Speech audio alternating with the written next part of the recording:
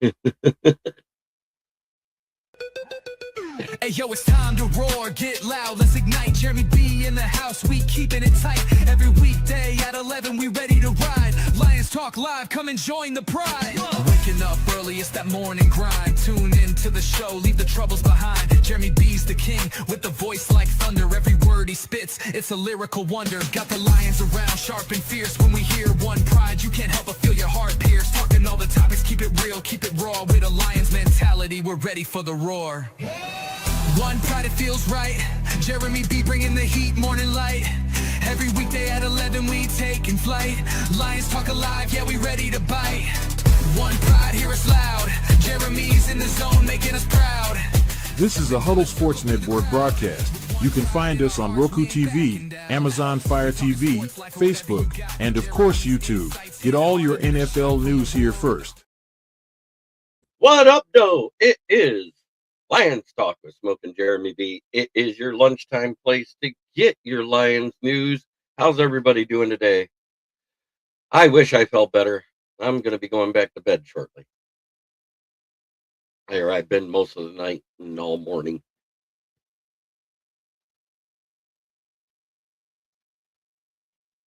But Taylor Decker unretires. Or announced he's not retiring. And I'm not saying he's going to be a part of the team or not, because we've all seen the report that if they cut him after June 1st or trade him, it saves the team $18 million. So does it change my draft strategy? Yes and no. We're still going to need a tackle because that retirement is pending. He's at the end of his career. He's often injured. He rarely practices. Good morning, Brent. I'm just trying to be real with Lions fans. Great. It's great that Taylor Decker wants to come back another season, but I don't know if he remains a Lion. I know we're usually very loyal to our guys, but we're in a money crunch situation. Hey, Megan. And MDE says, what's up, everyone? Happy hump day. I'll say it the way you want it.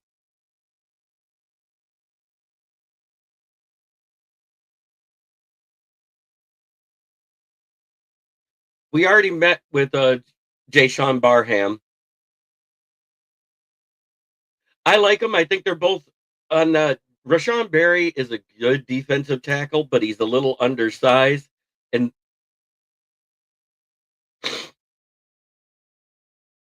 I didn't know it was your birthday, Megan. Happy birthday.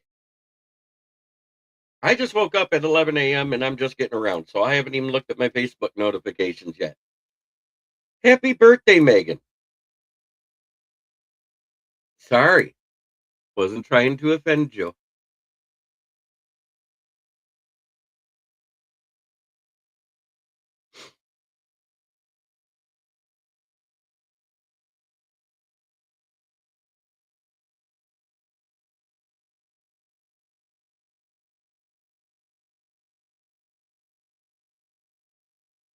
And don't forget, while we're happy that our boys get to play right here in Michigan, I'll get feeling better eventually. At least we're not in this situation, moving to Indiana and thinking we're still going to be called Chicago.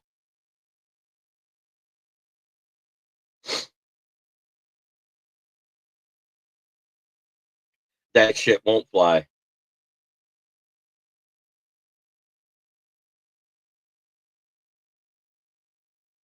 Passing team specialist is not passing game coordinator. Mike Kafka is passing game coordinator. That was announced just Monday, Nick Burton. I don't know why you keep arguing about this David Shaw guy that's just an assistant on the bottom end. Mike Kafka is passing game coordinator. They announced it in a presser.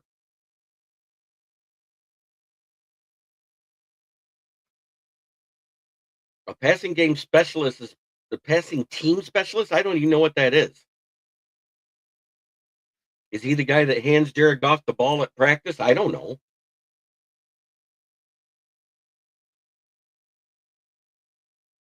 I don't even know who David Shaw is. But passing game coordinator is Mike Kafka. He was interviewed Monday by Tim Twentyman. Go watch it if you don't believe me.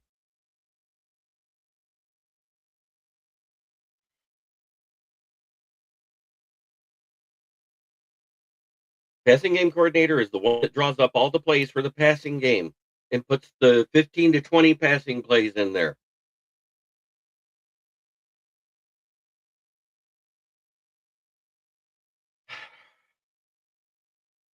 I don't care about lower end assistants.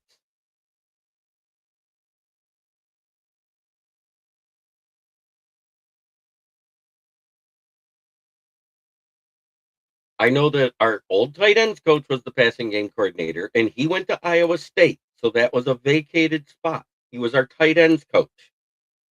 Seth Oliver was moved to tight ends coach. Dan Skipper was hired as the assistant all offensive line coach that was held by Oliver. Kafka was hired, and he's called passing game coordinator. I'm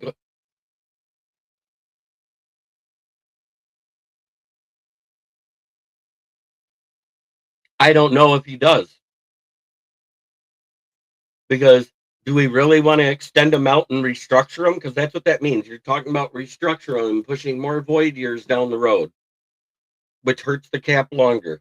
Whereas if you just rip the band-aid off, it's done. So that's where I would be with it. So you contemplated retirement this year, and you wait till the combine to say, "Yeah, I'm coming back." All fine and dandy. My next question is, how long are you going to be here?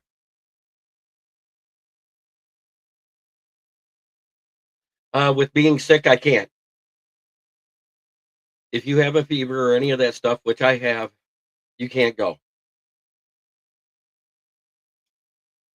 So I'm going to be here at home watching it just like everybody else, just like every year. Sucks. This was a bucket list thing for me that I wanted to do. You can hear it in my voice. It's awfully scratchy.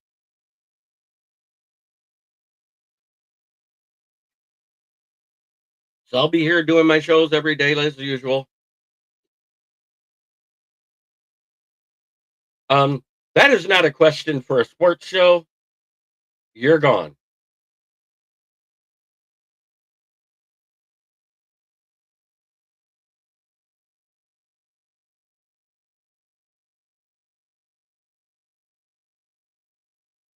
Yep.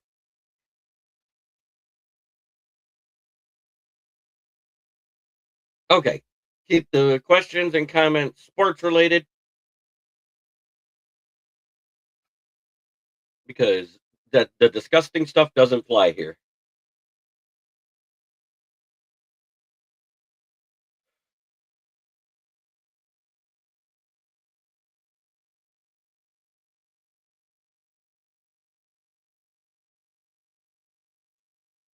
Yes, it was. No, I don't feel good. And I get tired of repeating myself on what somebody's position is. So, you know, passing game coordinator means that they are second in command when it comes to the passing game. Passing team assistant, he could be the guy that stands to the side while Jared Goff is getting ready to toss and work out with the receivers, and he tosses the ball to them. That might be your passing game, the passing team assistant.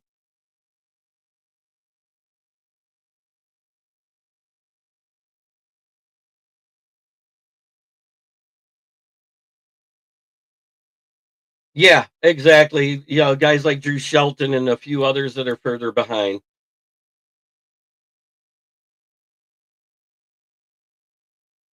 Any big news out of it looks like we're not going to know anything about Kirby Joseph for at least a month to a month and a half, which means that's why you see, you know,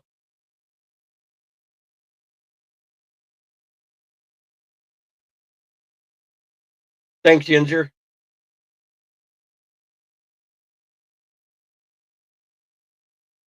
I believe it's Jim Elliott, our safeties coach.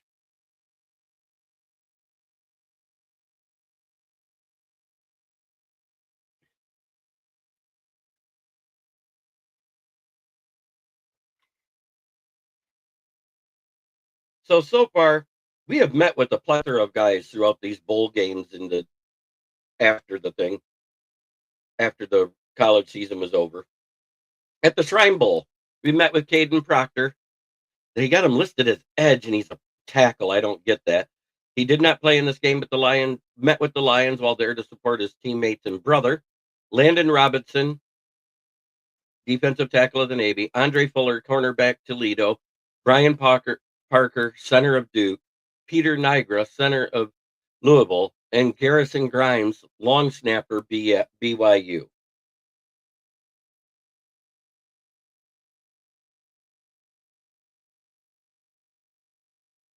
I'm extremely sorry. Oh, that sucks. Prayers up, brother. Yes, on both.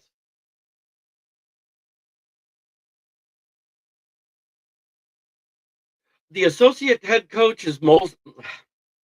I don't know what they do really. I know the assistant head coach is the guy that whatever Dan Campbell says he wants conveyed to the team, he goes conveys that message when Dan Campbell's busy. Yeah, we've all had teeth pulled. You're talking to the king of that.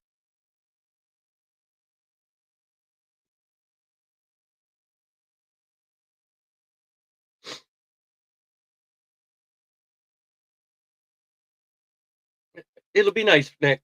I'm not trying to be mean. I'm just not feeling well, guys.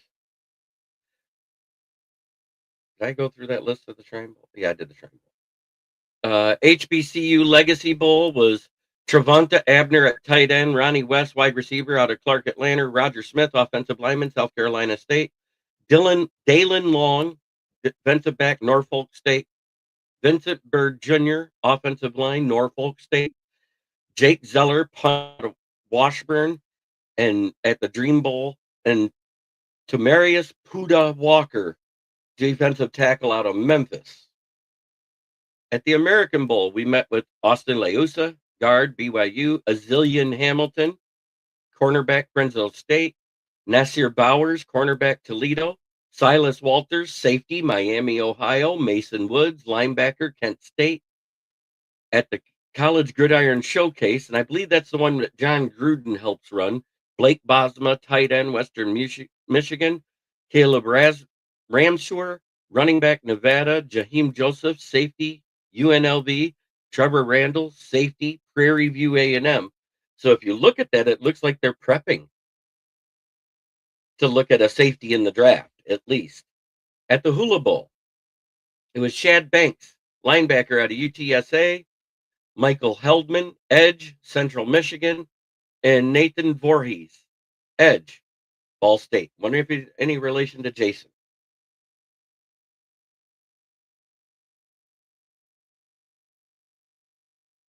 Yes, he does.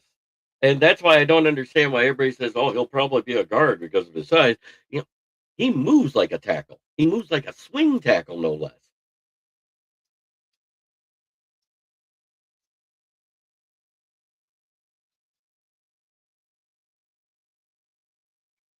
Yeah, so there's a lot of names on there that is not your household flashy names. But guess what? They're guys that they're looking at. And the fact that there's that many safeties on there tells you that they're looking for it. Pat Rothwell!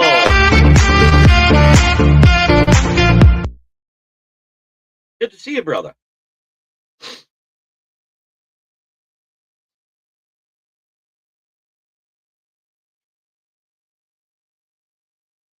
I wasn't able to go. I have bronchitis. I'm really sick. Been dealing with the fever and everything. So, because of protocols, can't go.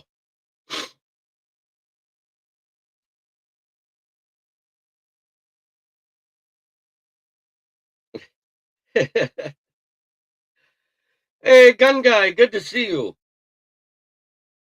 But yes, we met with Barsham today, and they talked about it. And we also met with a defensive tackle that talked to Dan Campbell, and they, basically they all said what every guy says.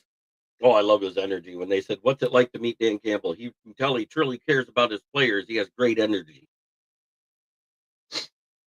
Yeah, it started Saturday night.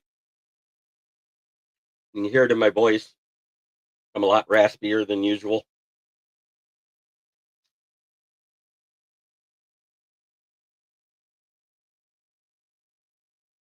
First thing it says, if you got a fever over 99, don't come. Frank's not coming back. Yeah, I know. There's a lot of nasty shit going around. It could be worse.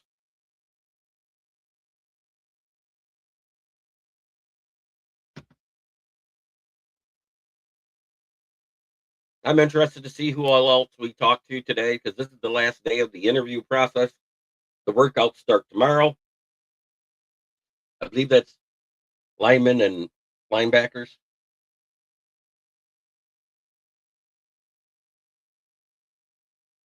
I think we should because when you look at it, the thing with Decker, he's going to need to be restructured either way. His cap hit's around 29 million. And so you got to ask him the question, are you coming back next year now or not? I want to know right now. Because if he's coming back next year, then you restructure him. You even the money out. You make that void year an actual contract year and push 2 void years down the road. And that's all fine and good. If he's not coming back, then you have to consider after June 1st whether to cut or trade him because it saves $18 million off the cap. That's a big decision to have. So his answer to Brad Holmes and Dan Campbell at that point will be the decision. If you hear that he's restructured in the next 2 weeks, then he's staying. I think he's a cap casualty as of June 1st, as it stands right now. And I'm not trying to be mean to Decker, but it's business. 18 million off the books automatically clears 8 million in cap. That makes the other restructures a lot easier to do. You might not have to take as much off the top of the better ones that you have to do.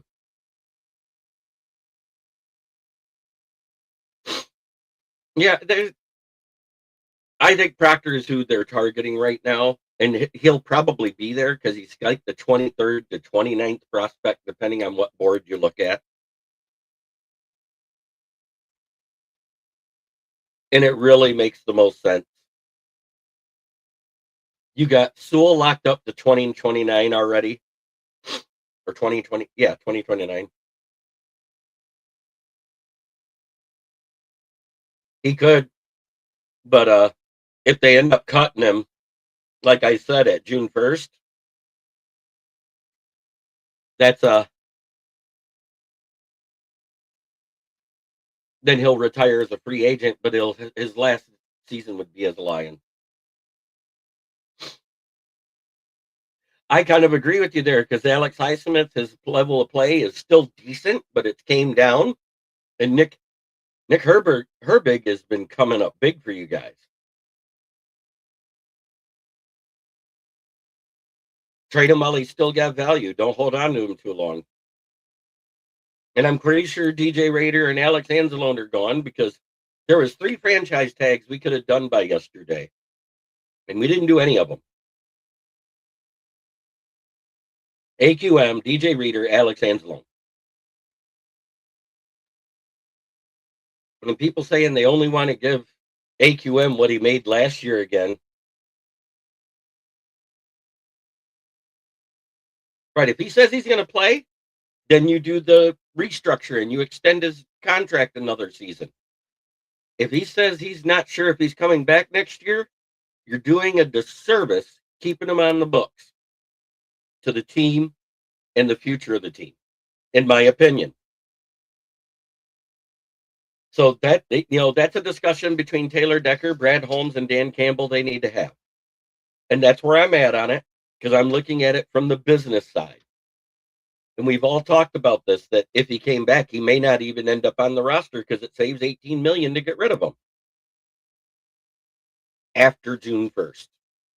So that's the key date in this. If he's not restructured between now and then, you know he's going to be gone. I just have that feeling in my heart, and I hate it.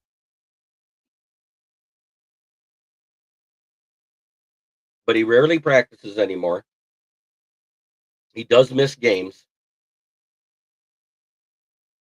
It might be time to move on. And granted, we drafted him and he stayed here the entire time. What, two-time Pro Bowler? Never been an All-Pro.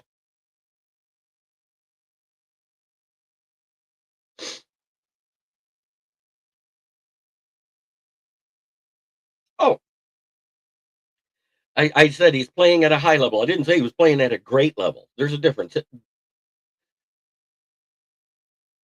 It's like Alex Anzalone was upset because he was making less than Derek Barnes, who technically was playing well in multiple positions, whereas he's stuck at middle linebacker. That's all he's good at. And he played at a very high level for 2 straight seasons, 3 technically. The 2022-23 season, 23-24, and then the 24-25. Last year he was not as good. I don't think Decker will be a Hall of Famer. He's never been an All-Pro.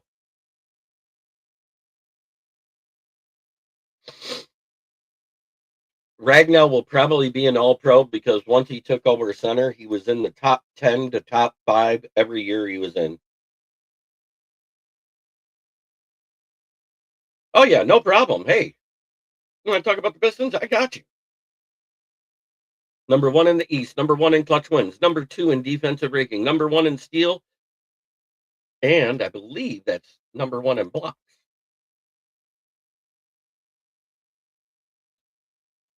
Hell of a run. And we're on the road. This is the true test. Is this the first game we get Beef Stew get back, or is he still out another 2 games?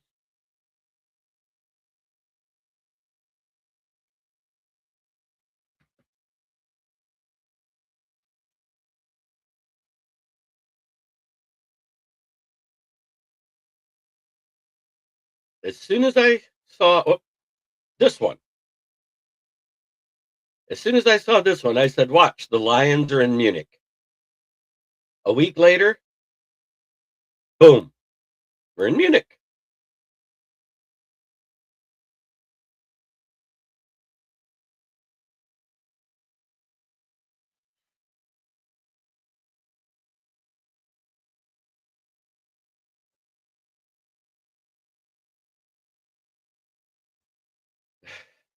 I think the Steelers should draft Tyson. Oh God, I think you'd be making doing the Steelers a huge disservice. I think Ty Simpson is the most overrated quarterback this draft class. I think the best ones went back to school. Seriously, because Fernando Mendoza is good, and he won the Heisman, and they won the national championship and everything. But I think the 2 best ones went back to school: Dante Moore and Trinidad Chambliss.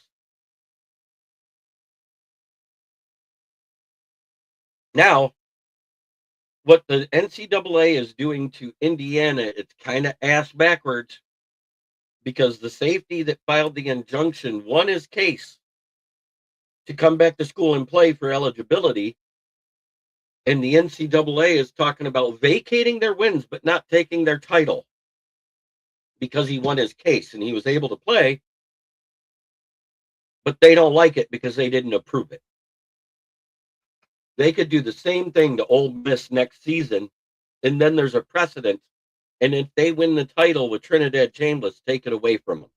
Think about that. So these players winning these injunctions, it may not all work to their favor, just like that defensive end in Montana.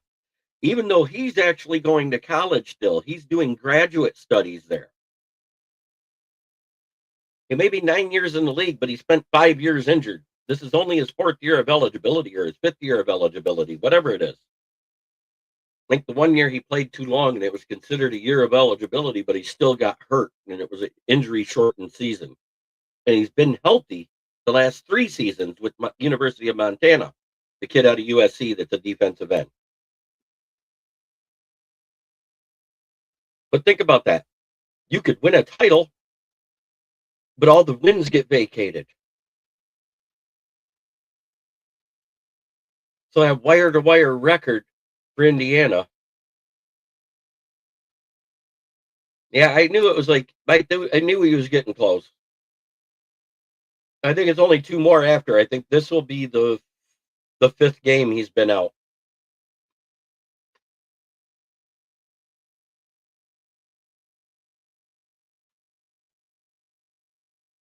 But the fact where we won games without Duran and Stu, and now we won it with just Duran back.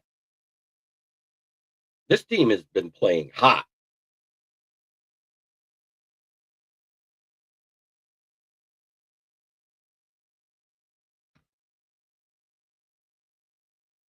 I don't. I don't want him anywhere near the Lions roster.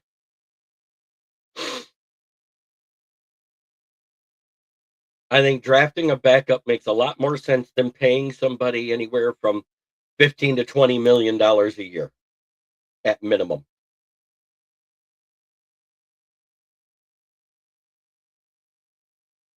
It looks like the live streaming on X got fixed. I've got people watching all across the board. Thank you for watching. Make sure you hit that like button wherever you're watching. Make sure you comment and subscribe. It helps all of us. I prefer that you do it on the YouTube. The YouTube is where we are. Kneecap biting with the Motor City Lions.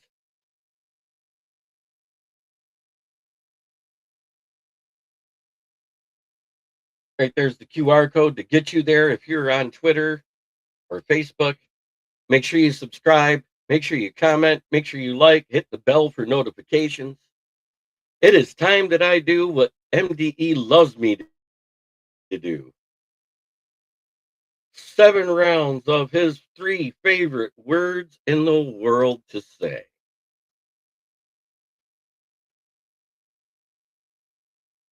And we know it's going to change starting tomorrow because the workouts start tomorrow.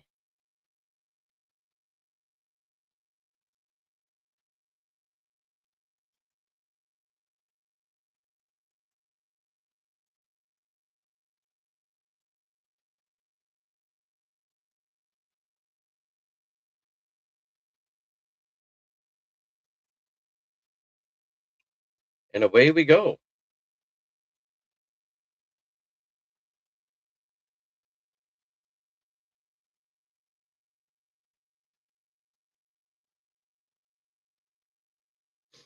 Well, heck, I'd take that trade all day. Mm, mm,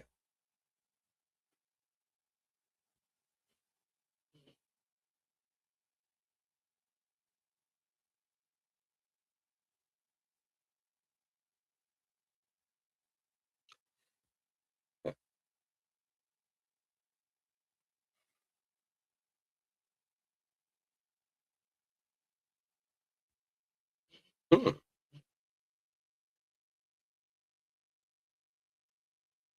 God, I hate trading with them, but I think I'm going to do it.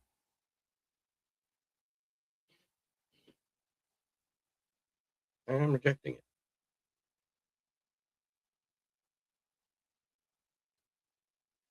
Evidently, it didn't change the rankings. Hmm.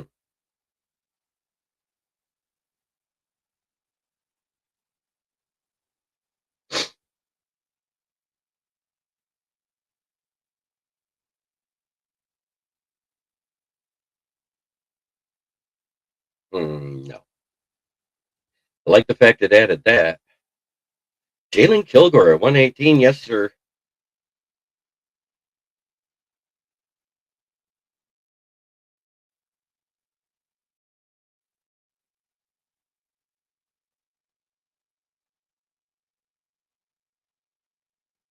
This is the guy that got the sack in the All-American Bowl, Vincent Anthony Jr. We just talked to him yesterday, 6'3", 248, and they say he's going to be more of a Sam linebacker. Caden Curry is on that borderline where he could play either way. Wesley Williams was another one that had a sack in that game. Don't see the big guy I want there.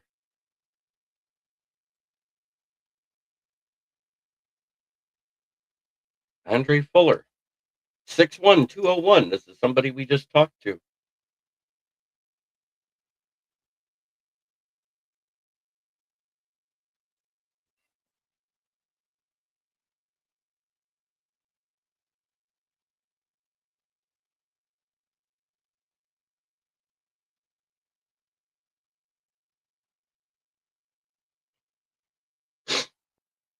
Our O-line is fixed. Now we can just focus on defense for the most part.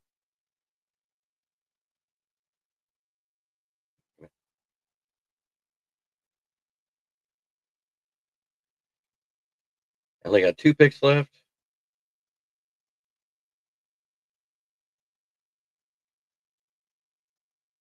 Six three two six.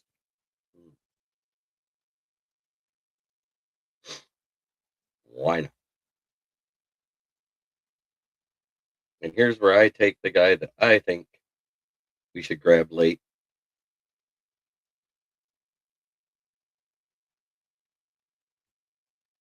Here.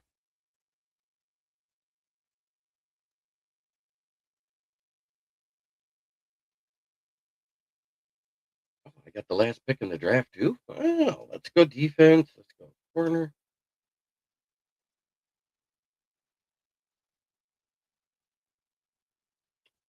Contavious Hutchins. God, it sounds like somebody from that Key and Peele skit. Trying to look for one of those guys I saw on the list of people we talked to.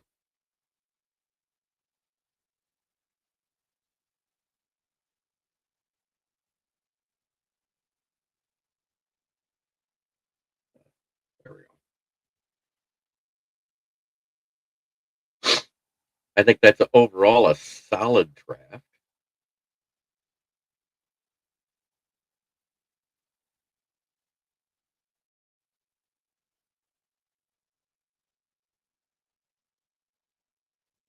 Don't like how my face is that big on the screen. So mock draft number 58.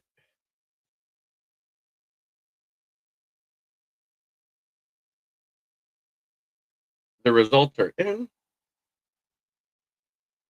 Monroe Freeling, Logan Jones, Jalen Kilgore, Andre Fuller, Trey Zune, Kendall Daniels, Caden Curry, Jack Strand, Chip Trayanum, and Xavier mouthful. Ended up with 10 picks with 2 trades. I think it worked out. We got to take Mr. Irrelevant and grab the safety.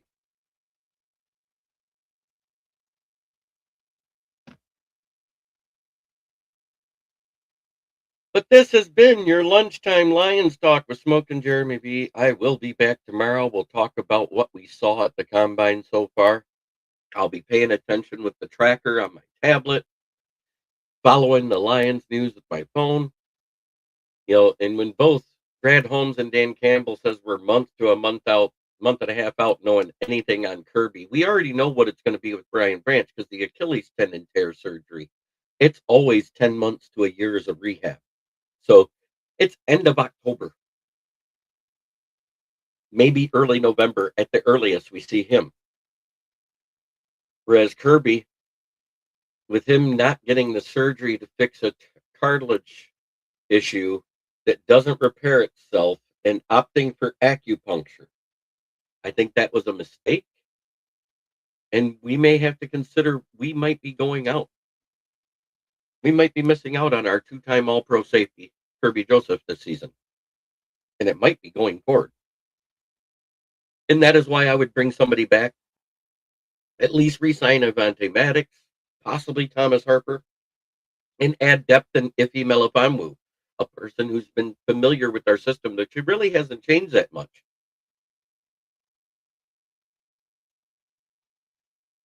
I'll see you guys tomorrow. Have a blessed day. Try every day to be a better person than you were the day before. That's the only way to make the world a better place. It starts right here.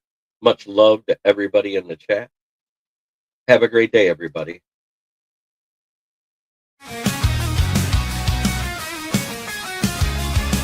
Turn it up, it's that time again. Jeremy B. Lyons, he's your best friend. Every weekday, Evan, you know the vibe. He's shouting one ride with that rockin' drive. Rolling up the scene, light up that fire. Jeremy's in the booth, taking us higher. With a grin and a laugh, he's got the crowd in a blaze. Smoking out the haters in a rock star haze. The stories that inspire and riffs that will ignite. When one pride echoes, everything feels right. Jeremy B. Lyons, every day at 11. Yelling one B ride like we're in rock heaven. This is a Huddle Sports Network broadcast. You can find us on Roku TV, Amazon Fire TV, Facebook, and of course YouTube. Get all your NFL news here first.